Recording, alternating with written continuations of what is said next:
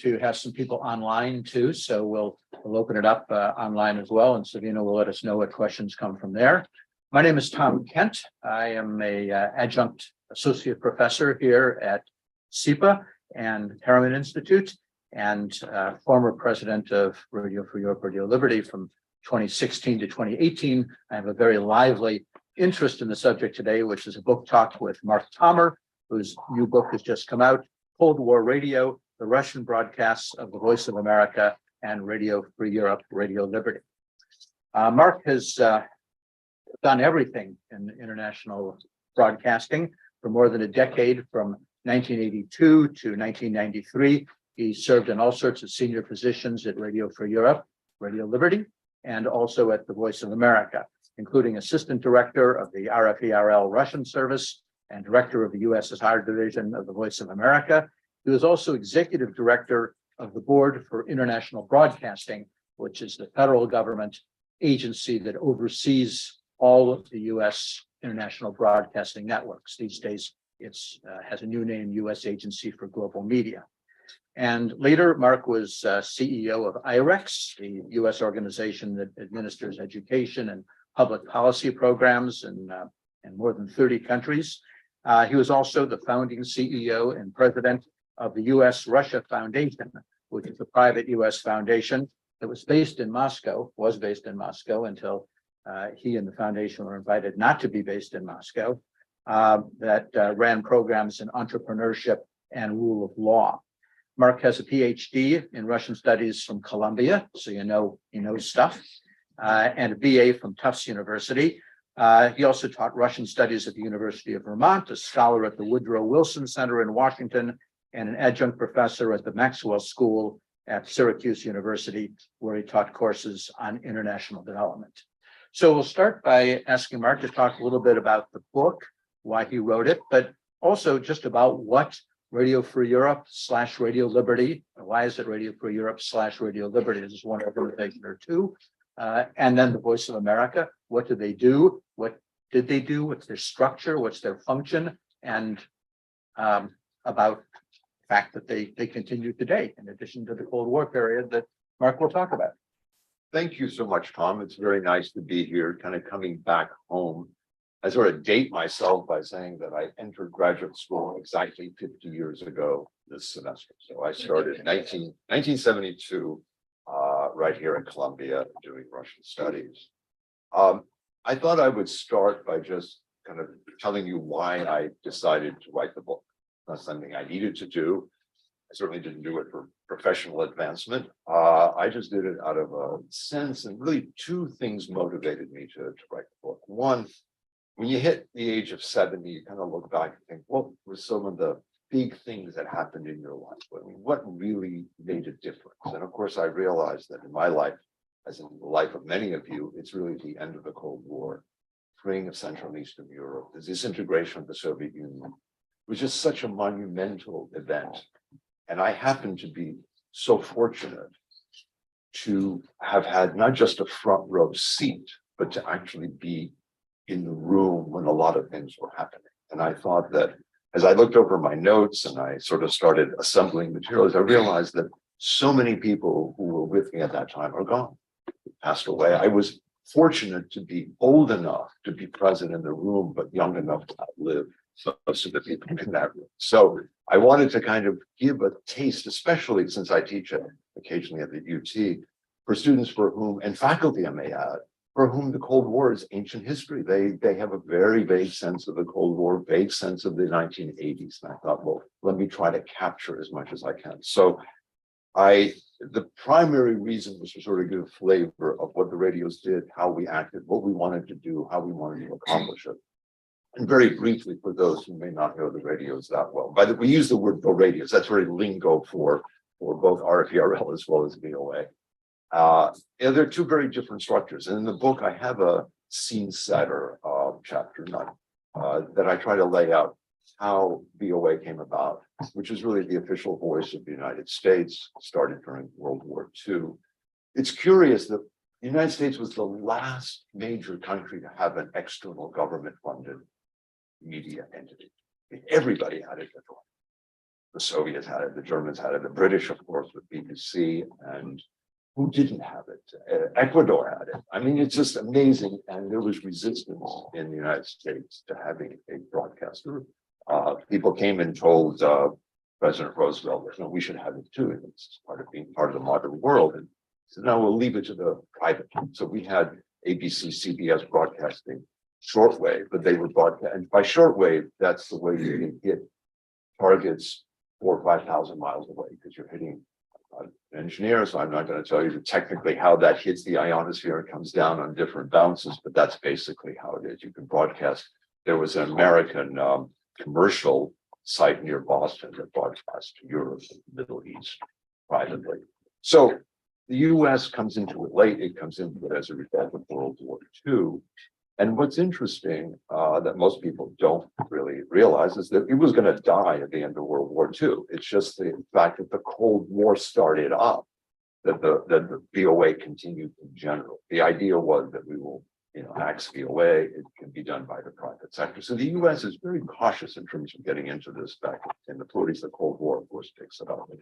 In a nutshell, the Voice of America has very, and I urge people, now that it's available online, go online, look at U.S. Agency for International Development, global media, take a look at what VOA broadcasts. They do very good programming. They're very by the book. They're very careful. They're very balanced. They're not going to lean left or right. They're going to try to maintain as clear a line as they possibly can. In Radio Free Europe, Radio Liberty is a very different animal. It came about in the late 40s, very much George Kennan's kind of conception that all these fascinating refugees living in the American zone in Germany, mostly from Eastern Europe, but also from the Soviet Union, who could broadcast back to their compatriots. I mean, there was a large group of people who were ready to communicate back. In the case of Poland, Czechoslovakia, and Hungary, and elsewhere, you had some of the elite of those countries who had been in political positions, who had been prominent philosophers, writers, journalists, whatever. So you had an intellectual base on which to build what we called surrogate broadcasting.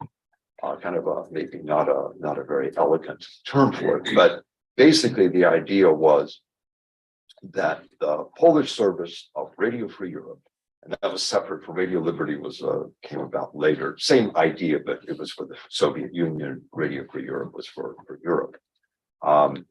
That the radio, let's say the Polish service of Radio Free Europe, sitting physically in Munich, would broadcast as if they were sitting in downtown Warsaw.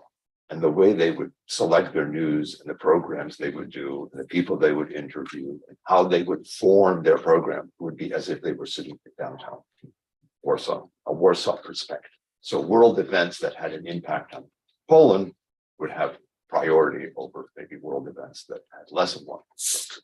Same thing would be true for the Czech service. Same thing would be true for the Bulgarian service. The same thing would be true for the Russian service at Radio Liberty. That you had a Russian.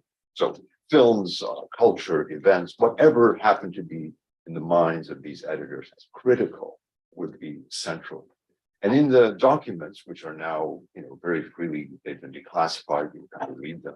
The Woodrow Wilson Center has done an excellent job of getting declassified documents from the early years of Radio Free Europe, Radio Liberty. You can see that the document simply said, as long as they don't contradict the general foreign policy of the United States, they don't have to talk about the US, that's not important. So those are complementary radio stations, and working at both, I thought I would have the opportunity to compare and contrast, since I was first at Radio Free Europe, Radio Liberty, as in the Russian service, and then at Voice of America. And I already will plead guilty that I tried to make Voice of America be more like Radio Liberty when I was there, which got its resentment. And there were people in the building who thought I was not doing the right thing. But we in the 1980s thought that it would be very, very important to communicate. And I in the book write about, especially this has to do with culture, arts, music, that we made it more Russia-centric and VOA than maybe it had been before. So the main reason was really to give a flavor of what it was like, what programs we put on the air. I have the heart of the book, really. The heart of the book, as I conceive of it, are the chapters on human rights, on culture and arts, on history programs, very controversial. And this is where people are ready to tear people apart. What is the real Russian history? What are you putting in? What went wrong when? Then a separate chapter on Solzhenitsyn, where I spent 3 days with Alexander Isaaevich sitting in Vermont as he read to me from his book 1914, the Stilikin chapters. And I described what an interesting sort of interaction we had those 3 days. And then I have a chapter on religion. And what strikes people who think they know something about the radio. And I may add the reason I also wrote it because of tremendous ignorance about Radio Free Europe, Radio Liberty, and even VOA. Just to cite one example, I will not mention his person's name, obviously, but there's a very distinguished professor of international relations, teaches at an Ivy League university, who in an article about a year ago made such a embarrassingly dumb comment about the radios that I actually wrote him a letter, a very polite letter, very nice letter, saying, no, sir, it would be very nice if you would, read up on it, or your comment. But she wrote me back a very nice letter saying, I will read your book. So it's a nice correspondence. But it's just indicative of the fact that people who supposedly know what the radios were. So there was a reason in writing it was to kind of give a taste. And one of the areas where no one, there's a 400, 500-page book about VOA published by Columbia University Press, I may add, that doesn't even have the word religion in the index. Doesn't even enter it. And yet, both radios, let's take VOA for a second, began religious programming the first day it went on the air. It had church services, it had sermons, they had separate programs. There was an Orthodox program, there was a general religion in the world program, there was a separate Judaism program, going back years. And they were, to be very frank, faith-based programming. They were not ecumenical programming. So, and that was something that was very much openly discussed at the radio. This was seen as and we can get to this, Tom, a strategic way of broadcasting. It had a different audience, it had a different impact. So I do cover it. I mean, you could do so much more. Any one of those chapters you could take and do a whole separate book on, but I try to maintain kind of brevity in terms of a book. And then at the very end, I write a whole chapter on glasnost, which is really something we could discuss in detail because the radios, the very word glasnost is embedded in founding documents of Radio Free Europe, Radio Liberty. They use the word glasnost in the early 1950s. As what we are aiming for. We are aiming for, because glasnost goes back to the 19th century. You can find that in 19th century works. It's not a word invented by Gorbachev by any means. And so that's exactly what we were aiming for: open discussion, open issues, looking at things that need to be discussed. So that's kind of the heart of the book. The second reason I wrote the book, that was not reason one, the bigger reason. The second reason, and then this may appeal to people who are academically interested in Russian culture, because what the radios have, and I say especially Radio Liberty, but some at VOA, is really the history of independent Russian culture from 1950 to 1991. This is where debates took place about a potential future post-communist Russia. And what the radios did is it had a span of different political views. We had our in-house monarchists, not a big lot, but we had them. Former members of the NTS and so forth, the national, the kind of far right, if you wish. We had our centrists, people who were there looking for cooperatives. Yes, we must build a cooperative economy. This Russia will never have a totally capitalist. And then we had a large kind of, I would say, liberal crowd that just simply wanted to open up and had no particular political agenda, but wanted human rights, wanted the country to at least adhere to normal, what they would call normal European values of openness. And so the debates, what went on the air, what was discussed. I got a degree at Columbia in for Russian history and literature. So I read a lot about Slavophiles, Westerners, the right, Karamzin's history. All of that was for me very familiar. I get to the radios, and these people live all of this. They just don't talk about it. They're ready to live and die for these things. They will get it. This is where passions come in, and of course, any kind of politicized atmosphere, brings out very interesting discussions, a lot of insights. And so I would say it was like a whole second education to work at the radios that built on my Columbia years, but were very, very much more intense. So those were the main reasons for writing, and be happy to answer any questions. Let me ask just a couple initial questions, and then we'll open it to everyone. For those online, they should type in the chat. Is that right? Okay, that wasn't hard. All right. In the book, you talk a good deal, Mark, about two camps within the radios, which you call the strategists and the purists. And the purists were people who felt that the job of the radios was to broadcast straight news reporting, observe all the journalistic standards. This was what would give the radios the greatest credibility. This was what people were not getting from Soviet media. So the greatest effect, the greatest way it could build an audience was to be an honest, straightforward recounter of what was happening in the world and inside the Soviet Union. Then the other group were the strategists. And the strategists felt that the point of the radios, why is the US paying all this money for these radios? The point was to get the Soviet Union to put out whatever was necessary to bring down the Soviet state. That it should be a little propaganda-y, to put it gently. And that was why the US government was paying for it, to get rid of an enemy power. So there was this yin and yang constantly, as you describe it, between the strategists and the purists. And I guess my question to you is, was there a right answer? Is it the government's fault, Congress's fault, that it didn't say what exactly these radios could be?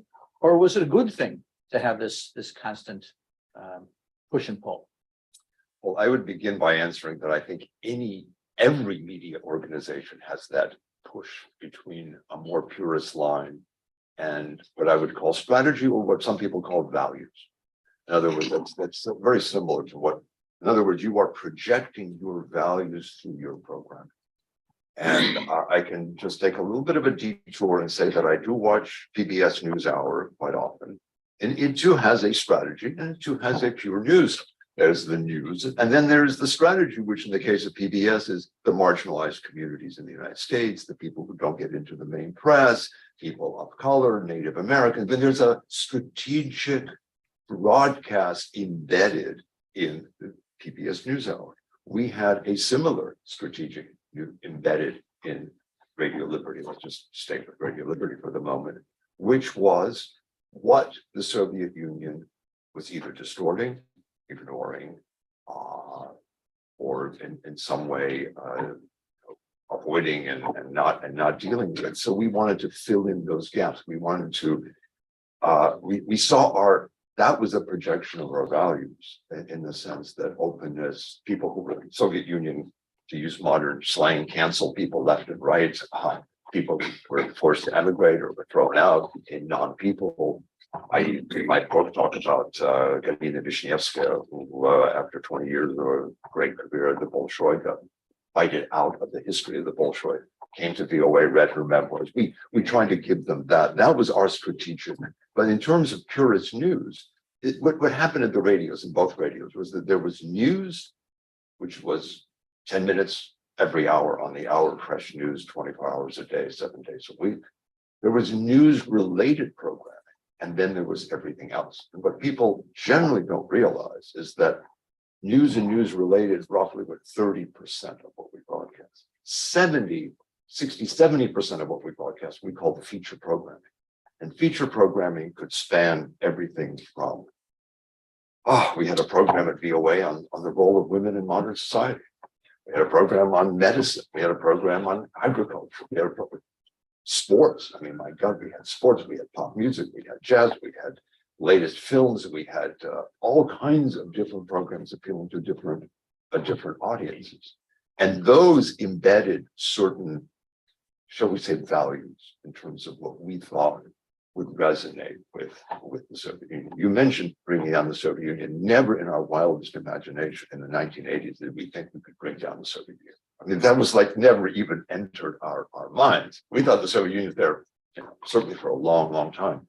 What we wanted to, what we were trying to do, was trying to reach people and give them, if you wish, a more dignified life, a more knowledgeable life, a life that connected them, a sense that they weren't abandoned by the rest of the world, that people cared about them. I mean, that was more the sense that we had, but we certainly had no such ambitions or even thoughts that somehow our broadcast would actually end up bringing anything down.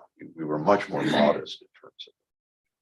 We were projecting, if you wish, on VOA, we were projecting American values, which is really what at the very, if you talk to some of the dissidents from the 1960s, they'll tell you that a lot of the dissident movement, how they approached it, the legality of approaching the Soviet Union, especially after the Helsinki Accords, they learned from the civil rights movement in the United States, which the Voice of America covered in the greatest of detail.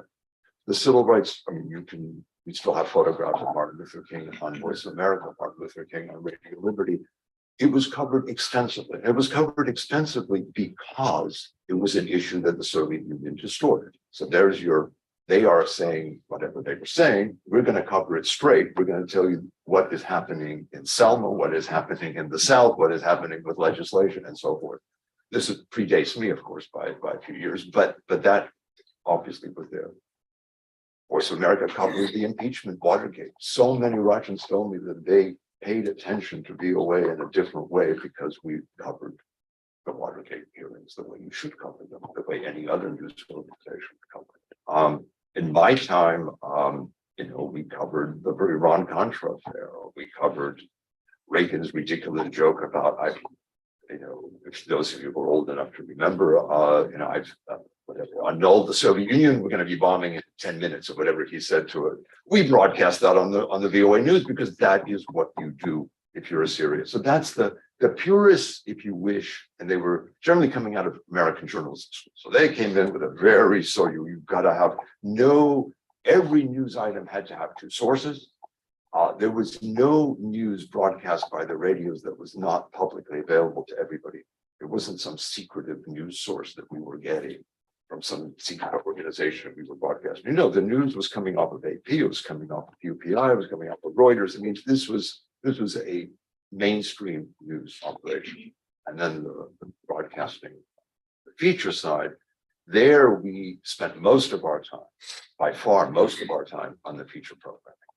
What should we do? How should we use this time? What would make more sense? And there you had arguments. So we should do more history, we should do more human rights, we should do more on samizdat and dissidents and so forth. And let me just ask one technical question, and then after that, we'll open it up for contributions from the room and from people online. And that is a lot of the broadcasting, I would think, required that people be able to listen for some extended period of time. People would enjoy listening to an hour or more of jazz. Here was Solzhenitsyn reading out his book at great length. Yet you referred to the jamming. The Soviets were using all these jamming transmitters to cover up the signal with the sound of buzzsaws and so forth. Often listeners would have to change frequency, try to find another frequency that might be clearer. I mean, could people consistently listen to the broadcasts given all the interference the Russians were creating? Well, apparently, of course, many different stories, and it was hard to monitor, although the embassy did a fairly good job, the U.S. Embassy, to try to monitor in different places how the signal came. But people tell us, this is just simply anecdotal information, that once you got outside of big cities, it was relatively easy to listen. I had a IREX Fulbright grant in '81 in the Soviet Union, and friends of mine invited me to some dacha outside of Leningrad, and the broadcast came in relatively quick. And by the way, they didn't care. This is the other thing, we make this distinction between RL and BBC and VOA. They didn't. They didn't care what, as long as it was foreign radio that they could trust, they were much more interested. It was simply in Russian voices, Golasa. They didn't really care much about it. It wasn't so important to them who broadcast as it was what was being broadcast. And here, of course, there were all kinds of different views, and I described them, where the Americans thought it was just great to have entertainment programs on VOA, and of course, people like Solzhenitsyn and others thought it was a waste of time and money. They thought they were frivolous, stupid, and worthless programming that only Americans could come up with, and waste all this precious airtime on vacationing in California or whatever. I mean, it was just a different, and there were different periods in which that came up. But jamming, and of course, the magic was when jamming ceased. And I was fortunate, privileged, I would say, to be on the first person to go to the Soviet Union to begin the negotiations for the end of jamming in 1987. So I was there. I think I was the first actual employee of the radios to get a visa to the Soviet Union and formally go to begin negotiations at the invitation of Ambassador Matlock. We thought that would be a good idea. The story here is, and this is really relating to, is they'll tell you what the Soviet Union was like. So Matlock, I and a colleague arrived in Moscow in September of '87. The embassy tells us, we don't think it's very good for you to stay at an tourist hotel. Better stay at the embassy. You might have some unpleasantries. So we stay at the embassy. New townhomes that had just been built. The next day, Matlock gives us a long list of all these offices we're going to go to. Kostel Radio, someone on the Central Committee, this and this and that. So we go to the first meeting, and the person we're supposed to meet with suddenly got called away. Not there. We go to the next meeting. Ivan Ivanich just got sick that day. You realize by the third meeting, nobody wants to meet with us. So the next day we tried, nobody. So we spent a week kind of walking around, went to the theater, had a good time in Moscow. I delivered gifts from Radio Liberty employees to their families that I was assigned to go and see them. 1 year later, so we're in '88. The difference between '87 and '88 is monumental. Really, I mean, if you want to study closeness and the impact month by month, day by day, those 12 months were clearly. We go with a large group already, USIA group called Information Talks. And we get to sit down with none other than Valentin Fadin, the head of RIA and Oblast and former ambassador to Ukraine. And the first words he tells us, we have noticed an improvement in the broadcast of Radio Liberty. we knew instantly that something was up because they had never, ever said that anywhere. And I could tell he was pained to say, I was sitting, right next to me, just this ringing is saying, but he did. Then of course, he had a whole list of things that we had done wrong. We were saying something about Afghanistan that wasn't true, and no. The usual story. And several weeks later, no jamming. And once no jamming came, we were within a month or two able to hire quite a few freelancers. And then we started opening the office. We started with a very kind of not a full-fledged bureau, but just a place where our freelancers could, those of you who are really into Russian history might know that magazine early magazine called Kolossus by, I think it's Grigorians, I think was the editor of it. He was kind of our person in Moscow with the freelancers so that we could, correspond with him. Anyway, that office then grew into a bureau that we formally opened. That office was closed in February 2022. So what opened in the Soviet Union got closed in February 2022. Now, we went through a lot of problems, as Tom knows all too well, in the latter years, but it kind of limped along. And so it started in 1980, probably early 89, late 88, early 89. So that is the detour into jamming. But the cessation of jamming was just a remarkable change. So let's see what questions we have in the room and online where Sabina is monitoring. Go ahead. So if I may, my name is Nicholas Stachewski. I'm reminded of one of my favorite quotes from MASH, which I'm sure everyone here has watched repeatedly. Military intelligence is an oxymoron. I say that because I worked for Raytheon for many years, and one of the things that we did at Raytheon was wargaming and so on and so forth. Part of the strategy of the radios, as you call them, was it, in addition to simply presenting the news, was it also to give some form of experiential or educational aspect of how Americans think and decide and do things? Because both sides are guilty of projecting their own values, their own whatever onto the other side. We've certainly seen plenty of that in our own foreign policy here.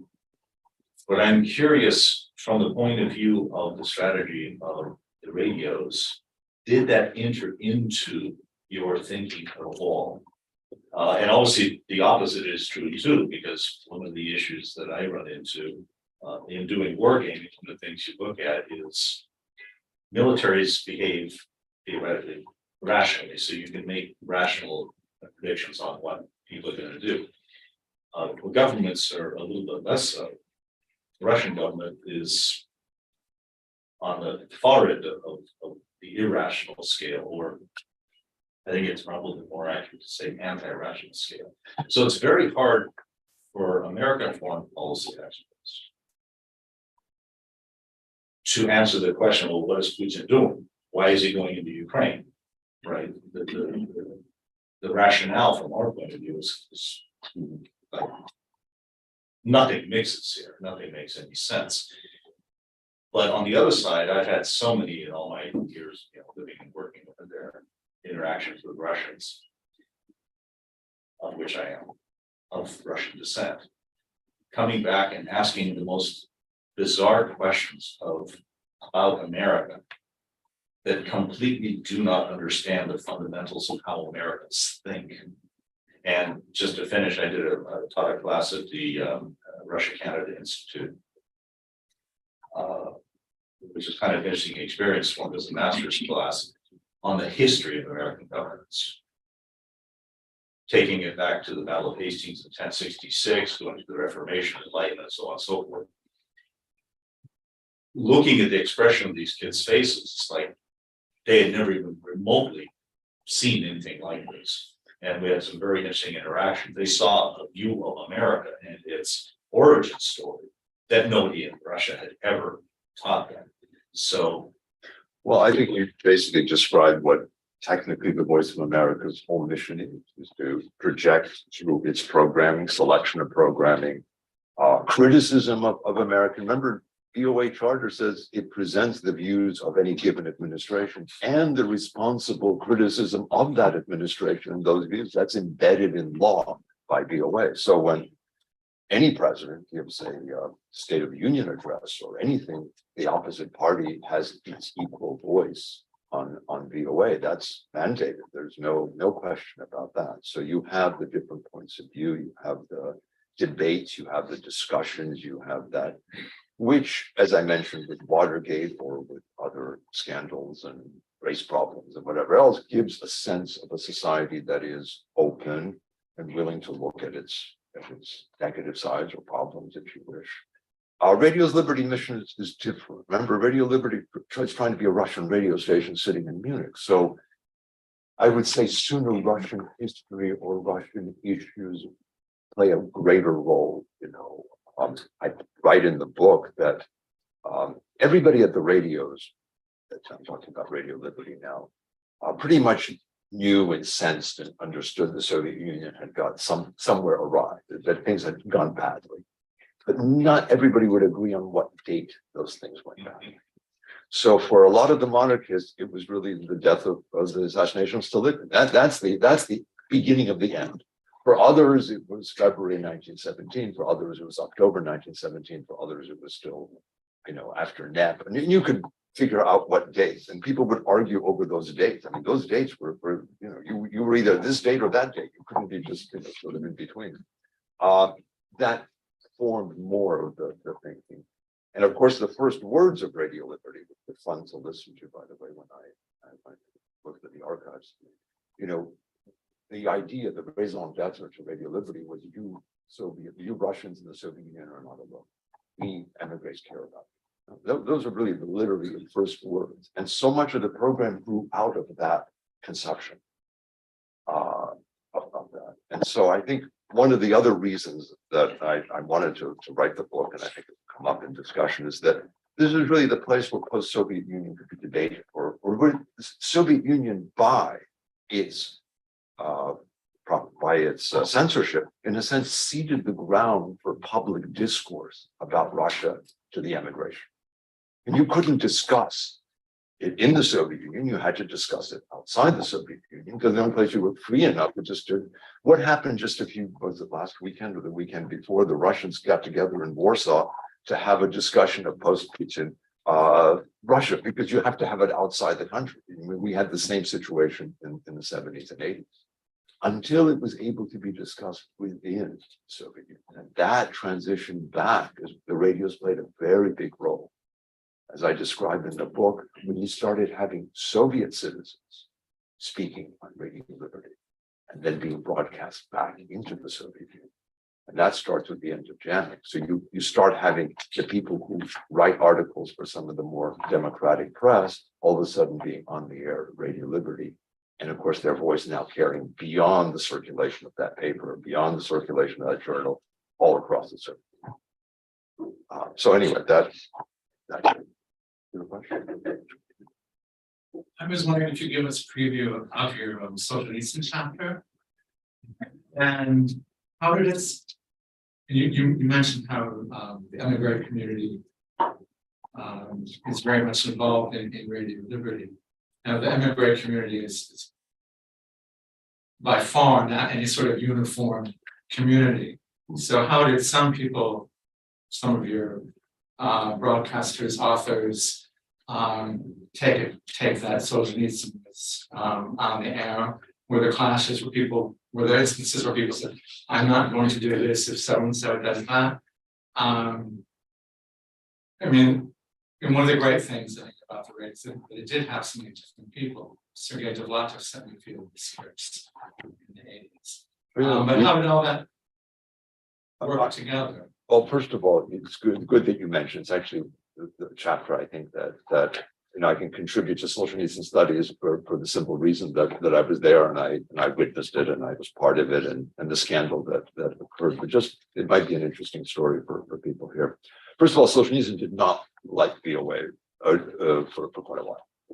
He didn't like it because he thought it, and he has a really harsh article in Foreign Affairs, in which he just blasts VOA for mindless programming about vacations and nice places while the country's in pot and you're putting, and partly because it's the legacy of détente. And I think I probably should step back and say that the détente years were probably the worst for the radios. They were the worst because journalism and diplomacy don't work together. And what happened under détente was a pressure, especially at VOA, less so at Radio Free or Radio Liberty. I mean, I found documents now declassified where the head of USIA, James Keogh, writes, we will not broadcast Solzhenitsyn because that will, in so many words, irritate the Soviet Union.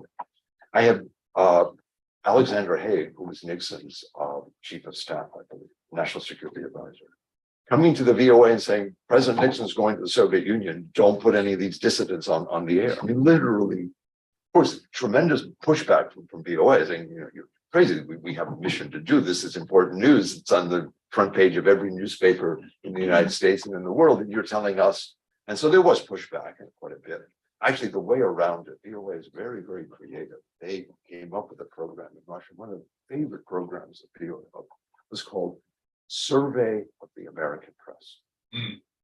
And how can you complain about doing a survey of the American press? Very hard. Even Haig couldn't come up with any way in which he could complain that there. So you do a survey of the American press, or you're looking at New York Times, Wall Street Journal, Washington Post, whatever other magazines you want. You're doing a survey of your American radio station. They got around that but there was really kind of pushback against that. So Solzhenitsyn didn't like it, Now he changed his mind, I think primarily because in the Reagan years, we were given so much more freedom to really put anybody in the air. I mean, we could, and we tried to put people on the air as best we could, and I think that changed. So I had met Mrs. Solzhenitsyn before I was in the interpreter fight against her for a while. So that kind of got me into the Solzhenitsyn family early on in the 70s. And so she called me up and invited me to come to Vermont with a technical engineer and sit down with Alexander Visage for 3 days and do the readings, which caused a scandal in Washington because the people who didn't like Solzhenitsyn said, "What are you doing putting 20 hours of his reading, especially," and here you get into all kinds of, because Kaiser Stolypin was assassinated by Bagrov. Bagrov was a Jewish anarchist, and therefore you have all the anti-Semitic elements coming through, and the novel is written as a novel, and you can get, in any novel, you can take this line or that line, you don't like this, well, that's a character speaking, or whatever the case is, and you've got a scandal to the point at which the Washington Post wrote an article in 1986, you can find it online, in which it describes the war at VOA over the reading of Solzhenitsyn's. And so I had endless meetings on Capitol Hill. I had to go, I did, meet and was trying to explain what we were doing was hard because the passions were there, the attacks were there. And some loved it, some hated it, but we did it. We did the right thing. I was very much maybe young and naive, but I was very much in the fact that we don't cancel anybody, but we put things in context and we try to explain what's what. It's not the job of VOA or RFE to dictate, this is good for Russians to hear, this is bad for Russians to hear, which is a view that quite a few people have. I mean, there were people I met in the State Department and USIA who really honestly thought that Radio Liberty should only broadcast things about Russian history that support democratic movement, that you shouldn't talk about conservatives. We took a very different set. This is not our role. This is not our business. We are a reputable media organization, and we want to present the span of views within, and I use this, within normal rational discourse. We're not there to scream or yell or do whatever, but really within. So it was a very controversial issue. So you have a question? Savina has one question online. Maybe we'll take that first so we don't forget our online listeners. So Jonathan Sanders is asking, Gene Sosin, a graduate of the Russian Institute's first class, was described to this reporter professor the unwelcome tension between Jews and anti-Semites, many white immigrants, and some sons, not daughters, of the Buryan school on the losing side of the Civil War. Did you see any impact of this tension in researching your book? And you came to radio much later than Gene. Did you experience or see and feel this tension? Well, there's plenty of tension. Tension is the name of the game. I do know Gene very well. I am much younger than Gene, but you know Gene Sosin, and actually his book is very entertaining. It's really worth reading, called Sparks of Freedom, Sparks of Liberty. There's bound to be. I mean, some of it we felt and that was instigated by Soviet agents to exacerbate the situation. So we had a person at Radio Liberty by the name of Ilya Tumanov, who seemed like a fine enough employee. He had defected from the Soviet Union, and one fine day in 1986, he ended up in Moscow giving a press conference. Had been a Soviet agent all along, and he's not the only one, but he's the most prominent one that I could point to, who probably took that and exacerbated that tension. So anonymous things would pop up on bulletin boards. There was a person at Radio Liberty. True, I knew her. She was, shall we say, she wrote this scathing memo to the management saying that the third immigration, principally Jewish, was destroying the Russian spirit of Radio Liberty. We need to get back to the true Russian spirit. That caused, of course, a tremendous uproar. Anyway, these things did happen, but it certainly did not dictate the day-to-day work. I would say that it was there to exacerbate whenever you wanted to, but I think people worked across lines very easily. People sort of politically felt I would not say that was a victory. Yes, I'm Bernard. I used to live in Indonesia, the largest Muslim country in the world. And I used to work at radio station as a journalist since 1991 until 2006. I conducted my own radio show in Jakarta, Indonesia. I used the strategy when I addressed like radicalism. Remember after 9/11, the growth of radicalism around the world like rise up, like skyrocket. Every single countries in East, like almost in Middle East and East Asia, kind of growing so much. So that's why I invited the head of Nahdlatul Ulama, Haji Salahuddin Wahid, the largest Muslim organization in the world with 100 members. And then why I address the radicalism with in the first hand with the head of the largest Muslim organization and how to tackle the growth of the radicalism in Indonesia, especially. So, and then I once interviewed General Michael Hayden, the head of CIA, and then I talked about radicalism as well, how America's view and point of view to reduce or to tackle the radicalism inside of America.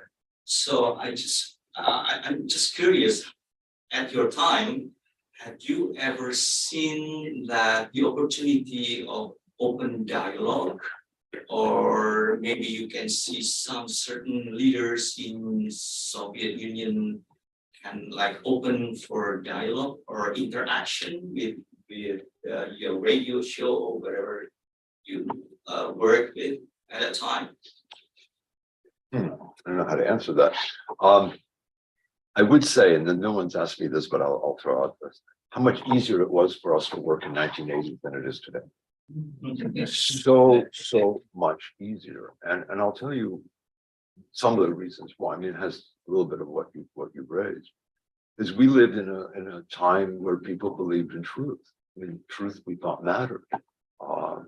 We thought that putting facts out and telling a story would have that people would believe it. And we were reinforced in that by the Soviet Union that then censored. So we knew that they also believed that putting the Gulag archipelago would be dangerous to the future of the Soviet Union, and therefore they banned it. So by our putting it out, we believed that people reading it or hearing it would think differently or consider the state of the Soviet Union in a different way. Now we live in some kind of post-truth, post-whatever society where it's much harder. The other thing we had going, and this is also very important, we were broadcasting generally into a receptive audience. In other words, you know, my experience in the 70s and 80s, so I was in the Soviet Union through the 70s and 80s, not as a broadcaster, but as a scholar, as a student, as a Fulbrighter. You know, you could tell. I mean, I spent 6 months in Leningrad. I never met anybody at the university or the academy world or the arts world or the theater world that had anything but utter and absolute disgust for the Politburo of the Soviet Union. This was, they hated it. They despised it. They thought it was just worthless. And they were, as a result, very interested in everything they could learn about the West. They were eager. They believed it. They had exaggerated conceptions of the West. I mean, they had, you know, this typical Russian, this is bad, this must be ideal. Well, it wasn't necessarily ideal, but so we were broadcasting. And so therefore it was, then the other thing we had going for us, very important, we had major voices of Russian society living in the West. So we had Vasily Pavlovich Aksomov, the writer Aksomov, who I got to, wonderful guy, living in Washington, D.C. And I remember asking him if he would be the color commentator on our election process, on election night, on the conventions of '84. This is the '84. And, you know, no American, no regular would ever match his wit, his description. He would sit in the studio, he would joke, he would talk about, you know, he would give the color commentary and compare and create stories. And it was something that he had millions and millions of people in the Soviet Union who read his works. I mean, so he was broadcasting to an audience that knew him, loved him, read him, and so on and so forth. And we had, Nekrasov in Paris broadcasting from the Paris, or Gadic. I mean, those of you who know Russian bards, the bards, Kudrava, Gadic, Vysotsky were on Radio Liberty all the time. Gadic had his own show. He would go in the studio, strum his guitar, and give a show. And the resonance of that, because they threw out all their many of the most popular figures outside the Soviet. So we had those tremendous advantages. Those don't exist, I think, in today's for a number of reasons. And so anyway, that's but we had. You see that. But you see, we had very modest goals. We didn't have these grand goals that we were going to, change the world. We thought we were doing just good on a day-to-day basis. That made us feel good. That I wish means you probably- sorry. That means you say that they live in the common fears. I mean, like people in Russia at the time, so they can do open dialogue or interaction or. In the 1980s, are you Yeah. kidding me? What kind of interaction could they do in the 80s? Nothing. I'm not a historian, nor have I run a radio program ever. But I'm just wondering how effective you were in the respect that, first of all, which language did you speak in? Was it English or Russian? I'm assuming that most Russians didn't speak English at all. We did everything in Russian. Okay, everything in Russian. And we Okay. did everything in Ukrainian for our Ukrainian service. We did everything in Uzbek for our Uzbek service. We did everything in Azerbaijani. Well, I'm glad that you clarified that. Okay, and the other thing is, how much accessibility did these people really have to your broadcasts? Because I'm assuming that these electronic methodologies weren't available to them. Everybody had a shortwave radio. They all had. Of course, Okay. because the Soviet Union broadcast on There shortwave was no- within the Soviet Union. There was no attempt of the governments in those countries to, well, you said they did jamming. Of course, That that's sort of thing. All right, another point, just another point. You were speaking about events, we'll say negative events that were accurate that taking place in the United States, such as, we'll say, the Watts riots in California. Because I remember we were passing a border in Germany or somewhere near there, and the first thing the border guard said to us, "Oh, you would be interested in knowing what's going on in the Watts section." So wasn't there a danger in reporting the negative aspects of life in America? Because it would give added credulity to the Russian point of view that, oh, life in America is not really as good as life here. Well, it depends on how you do it. It's very, there's the way, the Soviet way, which everything is bad, or you explain point by point what happened and what the consequences are and what actions are being taken and what other, I mean, it's in the broad context, but what you don't want to do if you're going to have any credibility is to avoid a story like that. Because if you're avoiding a story that's in their press, then you've totally lost credibility. You've got to, so we started our day with monitoring. I mean, we monitored, especially Radio Free Europe, Radio Liberty, broadcasts, newspapers, TV, everything was monitored. So we would have a list of every main story, what was being said, how much was being said, we had an entire monitoring section of every language, all over the former Soviet Union at the time. And from there, we would sort of pick our stories and say, well, look at this story. It's getting a lot of play as an American angle. We really ought to send someone to sort of cover this and deal with it. That would give us kind of an agenda, if you wish, for our broadcast. But coming back to your language, this is the Radio Free Europe, Radio Liberty broadcasts in 23 languages. Voice of America broadcasts in 44. So if you go to Washington, go to VOA, take a tour, it's like every language you could conceive of is being broadcast by staff in native, for the most part, native speakers. Although this might be interesting for some of you to know. Radio Free Europe, Radio Liberty had native speakers.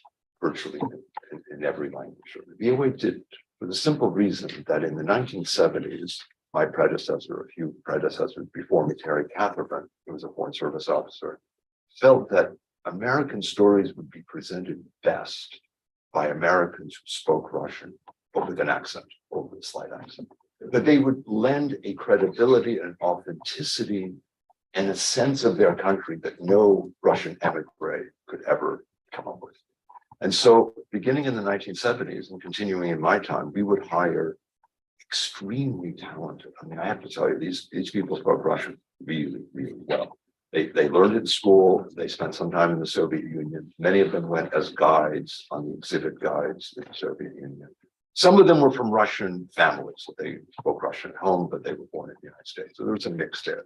But they grew up in the United States. They went to school in the United States. They graduated. And so when they spoke about the US in Russian, they brought an angle, an understanding, a conception, an intuitive feel for how you pick your stories and what you say in a way that a recent emigre who just came literally off the boat a few months earlier was just not going to have, and how things work and so on. So we made a conscientious effort to have a mix of voices. And I think it worked well. I think some of them went on to great careers at VOA. Radio Liberty had 2 Italians who spoke superb Russian. Really superb Russian. Giovanni Bensi and Mario Corti. Mario Corti is still around. You should, I listened. I mean, he speaks unbelievably beautiful Russian, but that's no Americans, just 2 Italians. Thank you. Yes, Back there? You, Thank you, Mark. My name is similar to say. oh, I know you. We're Facebook friends. Yes. It's pretty good in person, and I grew up in Leningrad in the 70s, 80s. I was part of the audience. It was nice to reach in my family where my dad would place a blanket at the bottom of the door. So our communal apartment neighbors would hear us, tune into слушать голоса here. And then, you fast forward 40 years, and now occasionally I end up as an interviewee on some programs. And in the past, I knew who the audience were. It was me, my family, my friends. It was a very important source of information about the world for many of us, about our aesthetics and sensibilities as well. But whenever I'm being interviewed, for example, now the radios, I wonder who the audience now, who are the people who will hear this, how has it changed? Now, of course, everything's more poignant with the invasion of Ukraine, 2022, very dark time for many of us. So I wonder for the audience. Well, I am also, like you, an occasional guest on both VOA and RL. And I will say, there's a program called Naстоящее in the current time, which I really highly recommend. I happened to look at it this morning, and it had probably the best reportage on Kherson that you could ever find anywhere. Just really professionally done. Most of the journalists working now, at one point worked as independent journalists back when you could be that way in Russia. Some of them have BBC experience, some of them just professional. But they it's hard to tell the audience because it's now electronic, it's on YouTube and so forth. My guess is a good part of it are the Russians who've left. I think they're probably form a pretty significant part of that because they want to hear and understand in the Russian language. I'm hoping that it gets to some in Russia. But as I said earlier, you're broadcasting against the wind, not with the wind. And that's a very different way. Because I think, I can tell you an interesting story just to enliven. 1982, my first couple of months at Radio Liberty in Munich, I wrote down, we had this downstairs canteen cafeteria, and I see a group of what I would call grizzled dissidents sitting at the table, people who had spent some time in the Gulag, people who were either visiting the radios or some of our editors, and I decided to sit down to have lunch with them.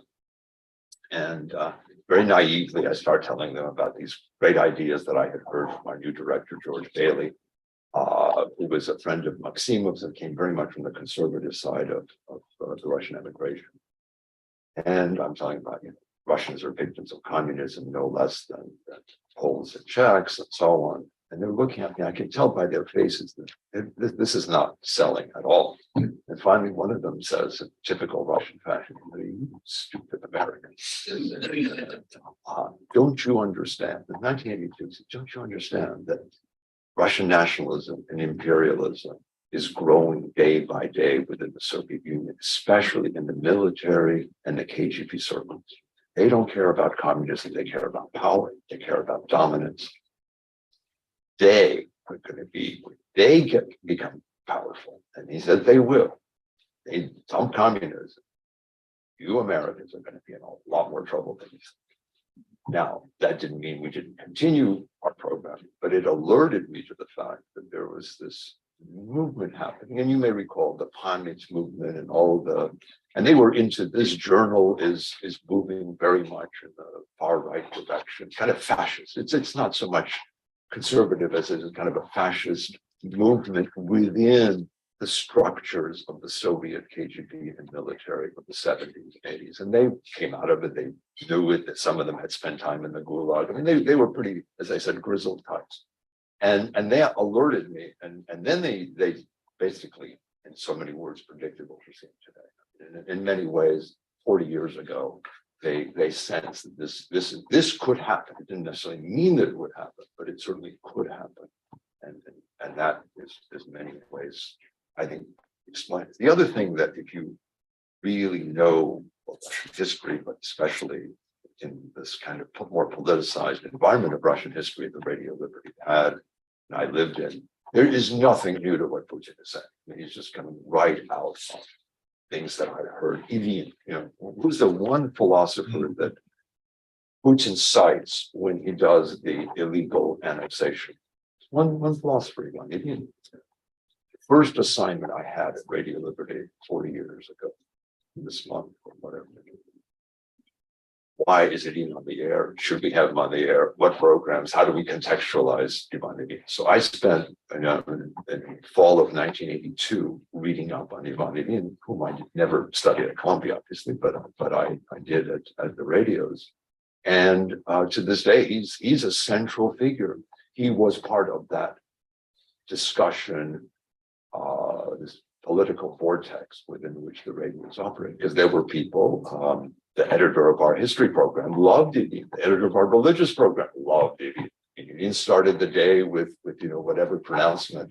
There were people who hated it and said, "This is dangerous. This is awful. You shouldn't be doing it. We should be," and so on. So that controversy, and there it is embedded in today's Russia.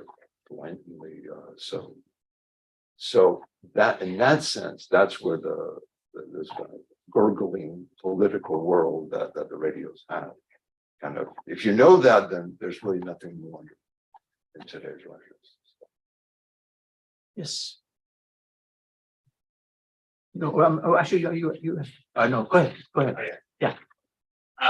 Yeah, I was wondering, do you have a way to assess back then how many people were listening in the Soviet Union, and sort of more broadly, how did you go about collecting feedback on your programming situation where it's those very, very flexible? Well, let me give a pitch for a book that's recently come out by a colleague of mine called Jean Parda, who headed audience research for the radios for many, many years out of Paris, who's written several books, but his latest book precisely tries to answer that question, which was very hard to do. It was very hard to do. There were certain ways that it was done. There were focus groups of emigres coming out, first and foremost. So a lot of work was done in Rome and Vienna as people came out of the Soviet Union, but that was overwhelmingly, not exclusively, but overwhelmingly a Jewish emigration. So you had to factor in that these were, for the most part, urban dwellers, more educated than usual, and had a motivation to listen and so on and so forth. But there are ways in which people do that, inactive as it may be. There were Soviet groups and delegations that came officially, but then you had party members. If you got to talking to them, you again had a skewed. You couldn't get to the villages, you couldn't get to the small towns, you couldn't get to them at all. That was all. But that was not, this is an interesting thing about it. It was not always the case that you had to have listeners to. I mean, the idea of the radio's broadcasting had a power of its own. Maybe not so much in Russian, but I remember being in Kazan in Tatarstan years ago.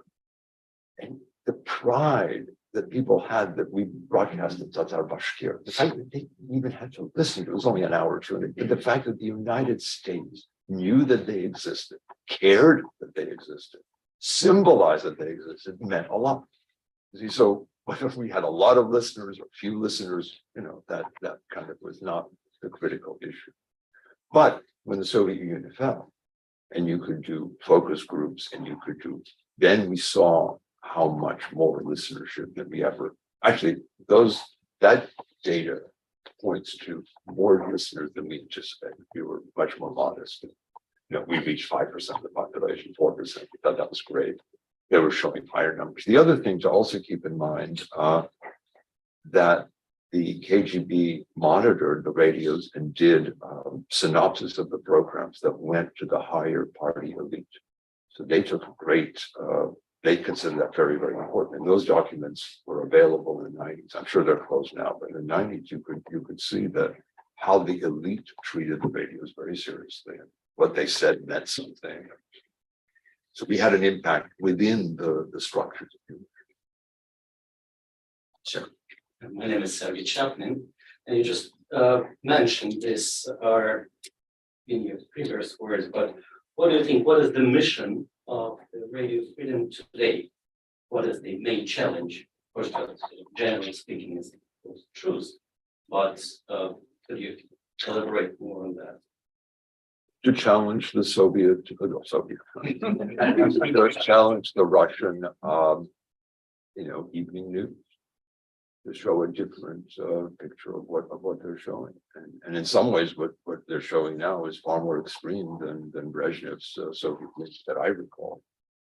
I occasionally listen to it. It's hate speech. It's hate speech that the Soviet Union did not really allow itself, at least in my time, maybe under Stalin, but it would have been in the 70s or 80s, they're just considered. And I think to give not just a more accurate picture. So you can watch the Kherson program I watched this morning. Any Russian listener will, get a reportage they will never ever get in Russia. That's part of the reality of what's happening. It's there on the ground.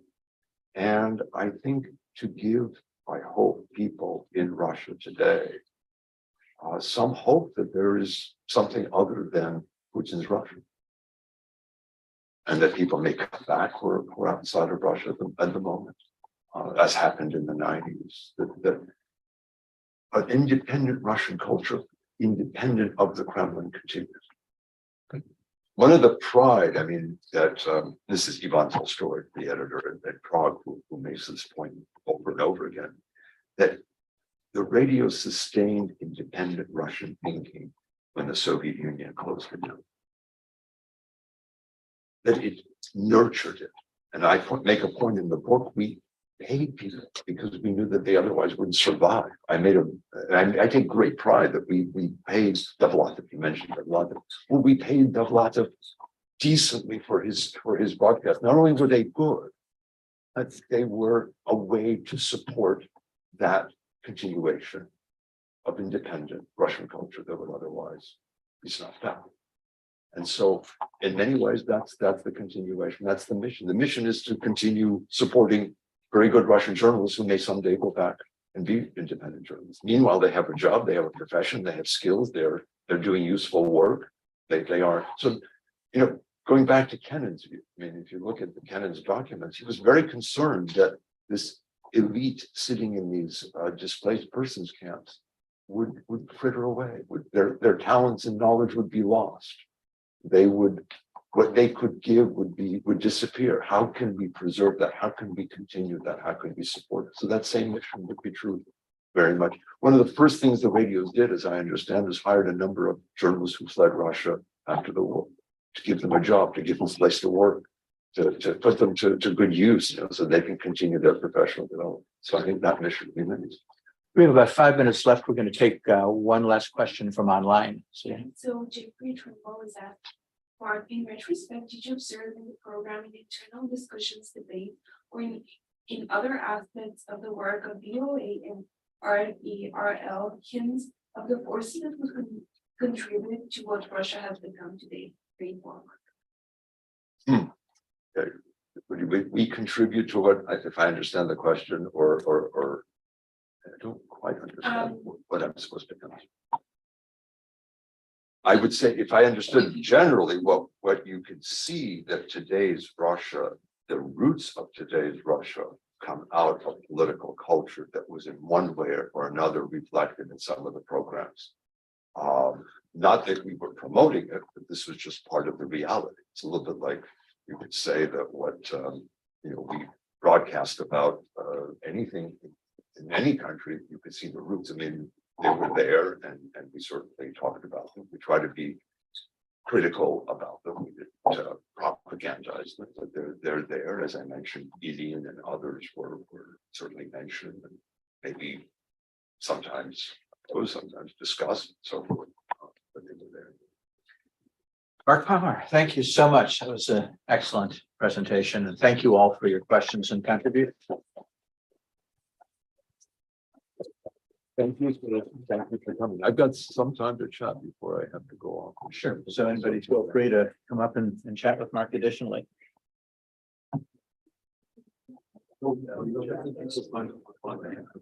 Yeah.